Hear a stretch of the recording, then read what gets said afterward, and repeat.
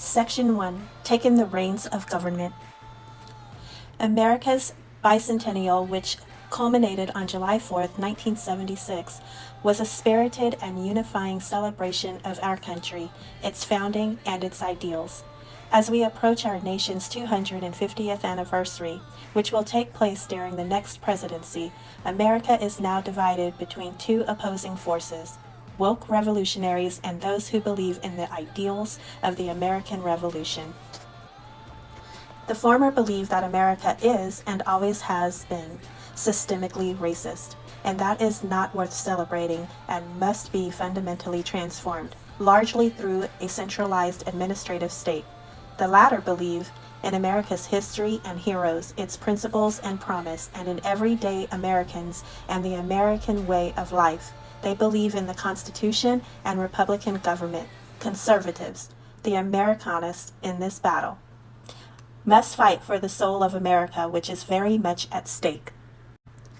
Just 2 years after the death of the last surviving Constitutional Convention delegate, James Madison, Abraham Lincoln warned that the greatest threat to America would come not from without, but from within. This is evident today, whether it be mask and vaccine mandates, school and business closures, efforts to keep Americans from driving gas cars or using gas stoves, or efforts to defund the police, indoctrinate school children, alter beloved books, abridge free speech, undermine the colorblind ideal, or deny the biological reality that there are only two sexes. The left's steady stream of insanity appears to be never ending. The next administration must stand up for American ideals, American families, and American culture, all things in which thankfully most Americans still believe. Highlighting this need, former director of the Office of Management and Budget, Russ Vought, writes in Chapter 2, the modern conservative president's task is to limit, control, and direct the executive branch on behalf of the American people. At the core of this goal is the work of the White House and the central personnel agencies. Article 2 of the Constitution vests all federal executive power in a president, made accountable to the citizenry through regular elections. Our founders wrote, "The executive power shall be vested in a President of the United States of America." Accordingly, Vought writes, it is the President's agenda that should matter to the departments and agencies, not their own. Yet, the federal bureaucracy has a mind of its own. Federal employees are often ideologically aligned, not with the majority of the American people, but with one another, posing a profound problem for Republican government, a government of, by, and for the people.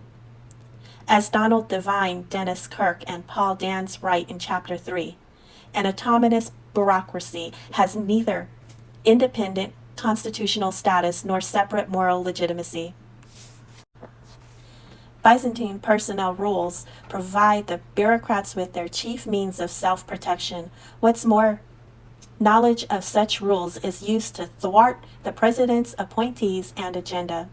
As Devine, Kirk, and Dans write, managing the immense bureaucracy of the federal government is impossible without an understanding of the key central personnel agencies and their governing laws and regulations.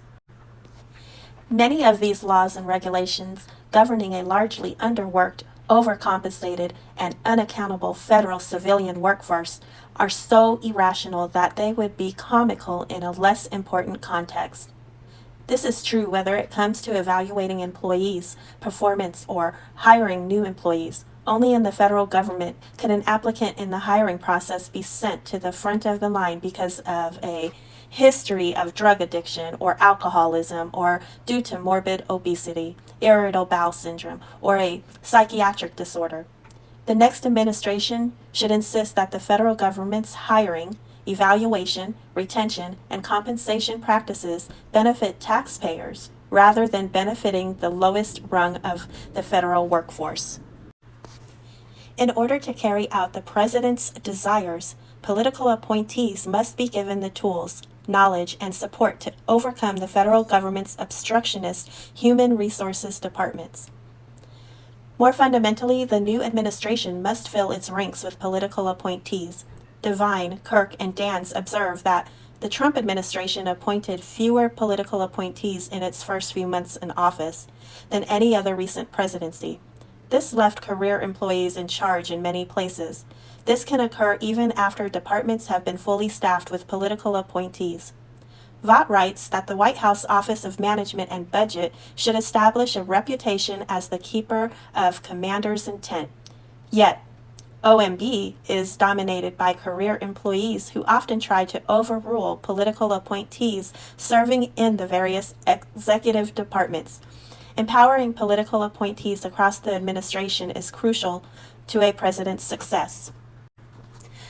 Above all, the president and those who serve under him or her must be committed to the Constitution and the rule of law. This is particularly true of a conservative administration, which knows that the president is there to uphold the Constitution, not the other way around. If a conservative administration does not respect the Constitution, no administration will. In Chapter 1, former Deputy Chief of Staff to the President Rick Dearborn writes that the White House counsel must take seriously the duty to protect the powers and privileges of the President from encroachments by Congress, the judiciary, and the administrative components of departments and agencies. Equally important, the President must enforce the Constitution and laws as written, rather than proclaiming new law. Unilaterally, presidents should not issue mask or vaccine mandates, arbitrarily transfer student loan debt, or issue monarchical mandates of any sort. Legislatures make the laws in a republic, not executives.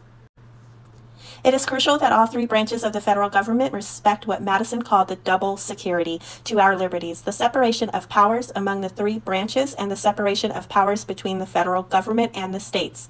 This double security has been greatly compromised over the years.